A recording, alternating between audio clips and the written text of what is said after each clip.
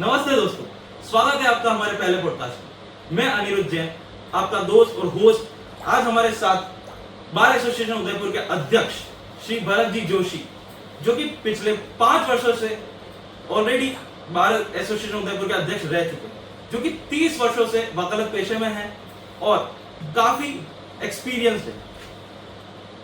स्वभाव से ये काफी शालीन है, पर जब भी अधिवक्ताओं के न्याय हितों की बात आती है, ये हम हमेशा सबसे आगे खड़े नजर आते हैं। Thank you so much sir, आज आपने हमारा इनविटेशन एक्सेप्ट किया सर, आप आए। तो जैसा कि सर हम जानते हैं, लॉ फील्ड में काफी पेशेंस की जरूरत होती है। एक जो न्यू लॉ ग्रेजुएट या जो फर्स्ट जनरेशन लॉयर होता है, उसे स्टार्टिंग में 6 मंथ फर्स्ट ईयर तक कोई स्टाइपेंड या फिर कोई फीस उससे नहीं मिलती। तो सर आप क्या कहना चाहेंगे सर, इसमें क्या होना चाहिए सर? तो मैं एक चीज बात बताऊं, लॉ ऐसा सब्जेक्ट है कि जितना सीखो उतना कम है। यहाँ हजारों लॉ बने हुए हैं, हर एक्ट बना हुआ है, हर फील्ड के लिए एक एक्ट बना हुआ है, हर क्षेत्र पे एक एक्ट बना हुआ है। चाहे आप पॉल्यूशन देख लो, क्राइम देख लो, साइबर देख लो, आप यानी सोशल के ऊपर देख लो तो उसके लिए भी एक्ट बना हुआ है।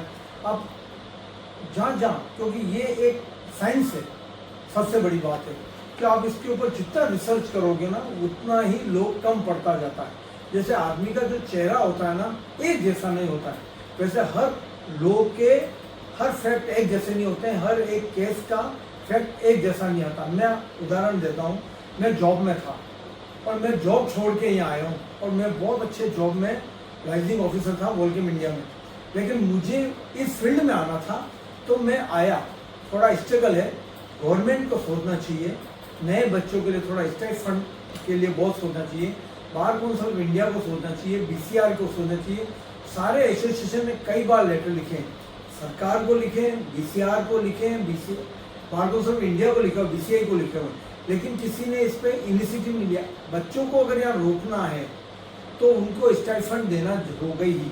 अगर बच्चे यहाँ अगर रुक जाते हैं तो एक तो बहुत अच्छा न्याय मिलेगा, एक अच्छे साइटेशन तैयार होंगे और एक अच्छे एडवोकेट तैयार होंगे। तो स्टाइपेंड के लिए नो डाउट साल भर 2 साल को एडवोकेट्स को देने की मैं इसके पक्ष में हूँ। तो जैसा कि सर अभी ऑनरेबल मद्रास हाई कोर्ट ने एक ऑर्डर पास किया था सर, जिसमें 15 से 20 हजार तक स्टाइपेंड का उन्होंने जजमेंट में बोला है। तो सर आप कहना चाह रहे कि सर ये पूरे इंडिया में भी ऐसा होना चाहिए सर? नहीं, उन्होंने सजेस्ट किया, वहाँ की बार काउंसिल को एक सजेस्ट किया, ऑर्डर नहीं किया उन्होंने, क्योंकि नए जो बच्चे आते हैं उस ऑर्डर को अगर पढ़ेंगे इस ढंग से, उन्होंने कहा बार काउंसिल को सोचना चाहिए नए बच्चों के लिए स्टाइपेंड देने के लिए।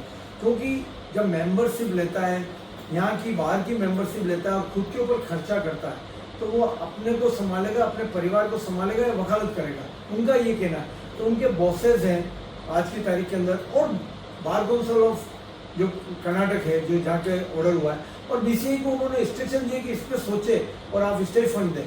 तो स्टाइपेंड का जो जिस ढंग से यहाँ की हाईकोर्ट को भी इनिशिएटिव लेना चाहिए, बीसीआर को भी लेना चाहिए, अगर ये होता तो बहुत अच्छा। सर आपका पॉइंट ऑफ व्यू काफी इंटरेस्टिंग और काफी लॉ ग्रेजुएट्स, जो न्यू लॉ ग्रेजुएट्स, उनको प्रभावित करेगा और मोटिवेट करेगा लॉ फील्ड से जुड़ने के लिए। तो सर जैसा कि अभी हम देख रहे हैं, काफी ट्रेंडिंग में चल रहा है जो 3 क्रिमिनल लॉ जो आ रहे हैं, तो उसमें सर आपका क्या कहना है कि सर ये आने चाहिए, ये लागू होने चाहिए, या फिर इनमें कोई चेंजेस के साथ लागू होने चाहिए, या फिर इनको अभी नहीं होने चाहिए? देखो, अभी जो नए लॉ हैं इसके ऊपर एक बार क्वेश्चन मार्क करना बहुत मेरे लिए एक अच्छा नहीं होगा, क्योंकि जब कोई भी कानून चेंज होता है तो लॉ कमीशंस के कई मेंबर्स बैठते हैं, कई अच्छे विधि विशेषज्ञ बैठते हैं, तब जाके इसको चेंज किया जाता है। इसका नाम भी क्यों चेंज किया है वो धीरे धीरे पता चलेगा कि क्यों किया गया, किस लिए किया गया।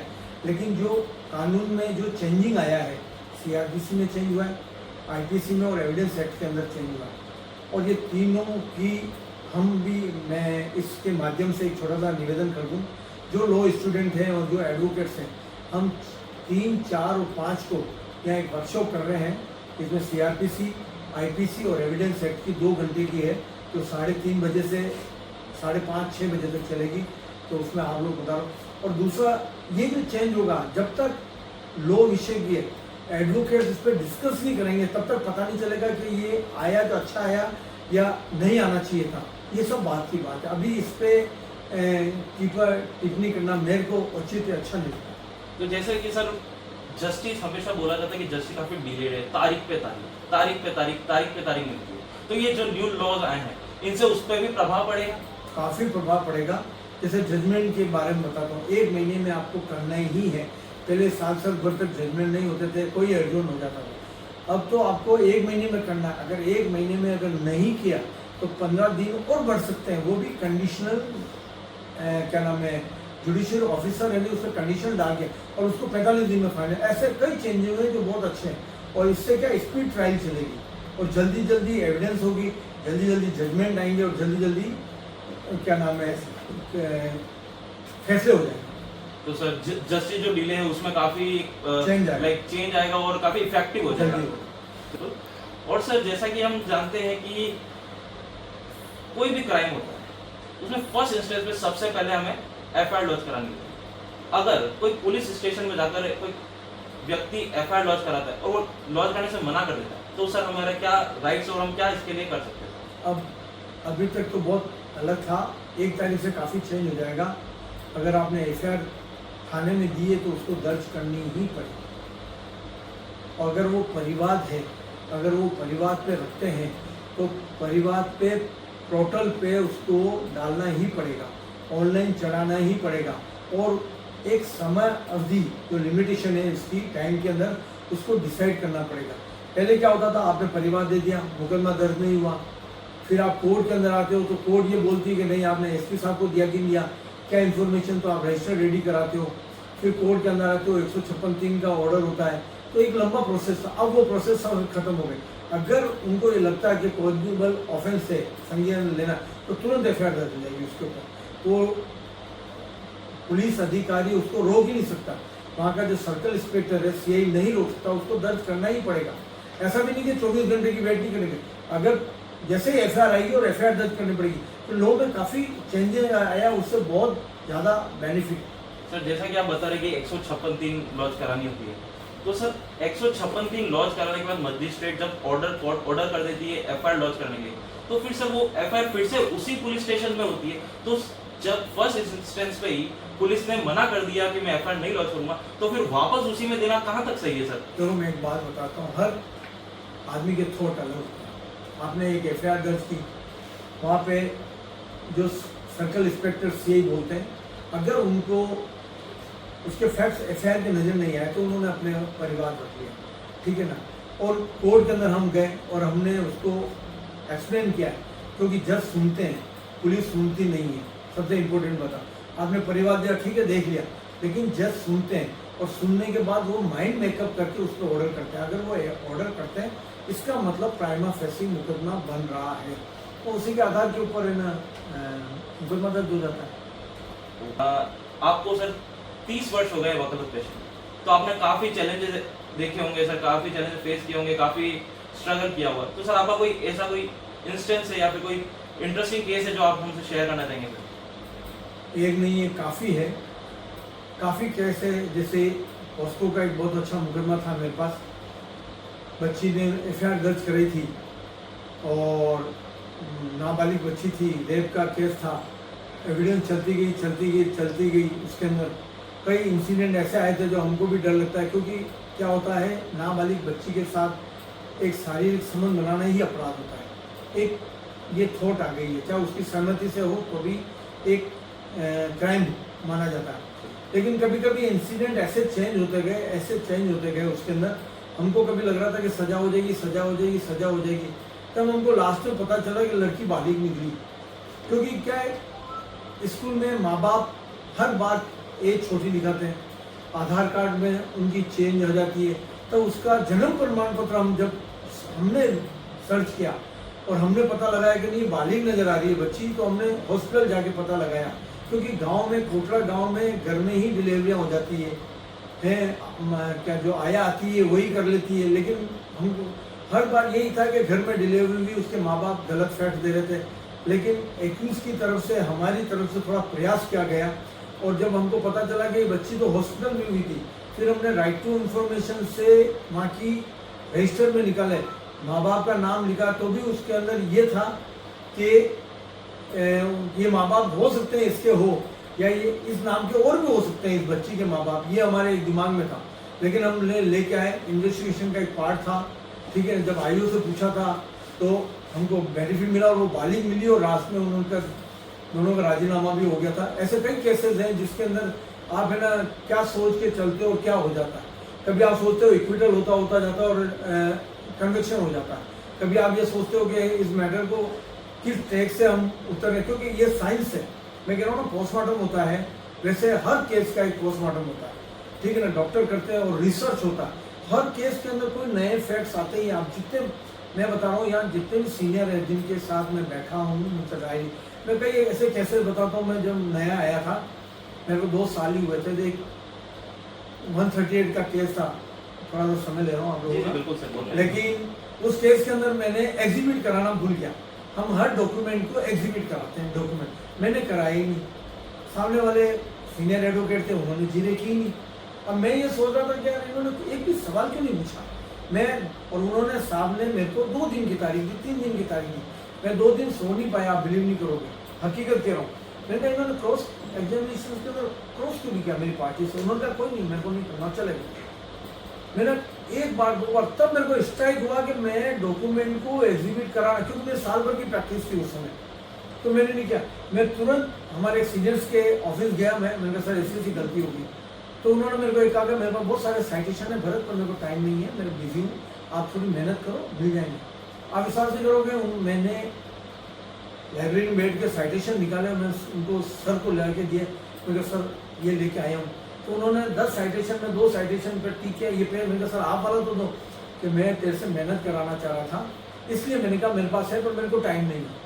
तो तेने मेहनत की, अब ये काम आएगा। मैंने वो साइटेशन दी, 311 की नई दरखास्त लगी और एग्जीबिट कराया, और मैंने कन्विक्शन कराया उस केस के अंदर। तो हर चीज़ सीखने को मिलती है यहाँ पे। हम ये सोचते हैं कि हम लो कर ली और हो गए, तो मैं एडवोकेट बन गया। स्टिकर कार पे लगाने से एडवोकेट नहीं बनता, मेहनत करने से बनता है। मैं यहाँ एकेडमिक काम कराता हूँ, मैंने पहले भी कराई, अभी मैंने आरजेएस की क्लासेस चली, 1 महीने तक क्लासेस चले और 70 से 80 बच्चे रेगुलर हैं। और मेरे को ये लग रहा है कि उसके अंदर अभी जो प्री में है उसमें 50% बच्चे पास हो जाएंगे, क्योंकि उनका जो ग्रुप के अंदर उनके जो राय आ रही है, उनके जो सजेशन आ रहे हैं कि सर बहुत अच्छा हुआ, हमें इतना है, हमारे इतने, क्योंकि उन्होंने आंसर की से जो टिक किया ना, उनसे ऐसा लग रहा। ऐसे कई केसेस हैं जिसके अंदर फंडामेंटल अलग चेंज हो जाते हैं, हर चीज़ चेंज हो जाती है।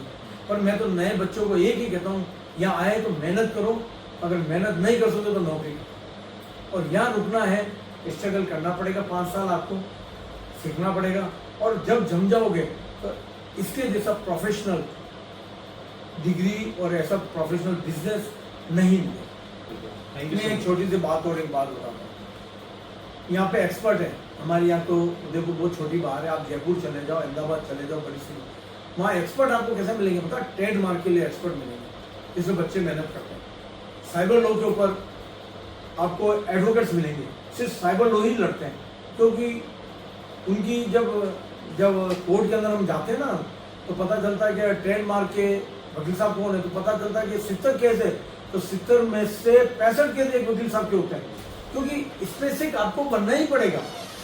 साइबर लॉ आप देखो, कॉपीराइट एक्ट देखो, अपने फूड अल्टरेशन के केस देखो, इनके अंदर आपको एक्सपर्ट बनना पड़ेगा। जब तक आप एक्सपर्ट नहीं बनोगे, आप ये देखोगे मैं ये भी लूँ, ये भी लूँ, ये भी लूँ, तो आप नहीं चल सकोगे। आपको एक्सपर्ट बनना पड़ेगा और आपकी एक पहचान बनानी पड़ेगी, मैं आज भी कह रहा हूँ, और उसी पहचान के आधार पर आप जिंदा रह पाओगे।